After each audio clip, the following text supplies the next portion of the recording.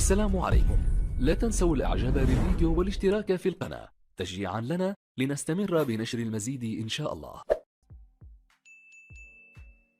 وأرين الكواغا كيت لونساو يبدون خلفيون عندما قالت تلك الجملة الشهيرة قد كان لها بعد نظر فيما سيحصل بالجزائر بعد سنوات قليلة، حيث سادت حالة من الغضب والسخط الشعبي في مواقع التواصل الاجتماعي بالجزائر بعد أن جعلت فئة من المؤثرات والمقشرات بلد الشهداء مخورا للمشارقة.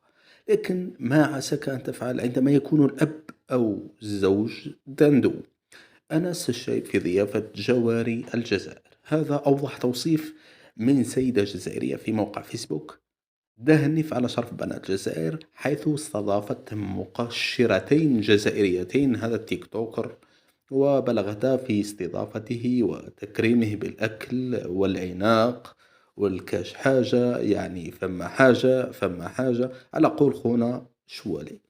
الترويج للسياحة بالجزائر كان هو الهدف الظاهر لدعوة المؤثرتين الجزائريتين للفحل المشرقي أنس الشعيب، لكن الهدف الباطن فهو خلاف له تماما، حيث تصدى الجزائريون في السوشيال ميديا بقوة لظاهرة استضافة السوسيالات للشباب المشارقة، وقال أحدهم هذه سياحة جنسية وليست سياحة ترفيهية.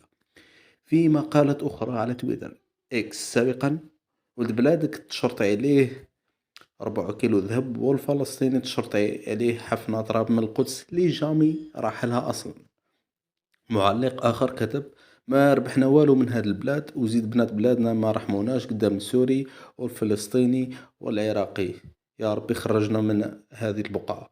واختتمت إحداهن: نرجو من السلطات في الجزائر وضع حد لهؤلاء الفتيات اللواتي سيمرغن شرف البنت الجزائرية بنت الرجال والعزة والشان، واللواتي سيجعلن من بلادنا وكرا للفسق لكل من هب ودب.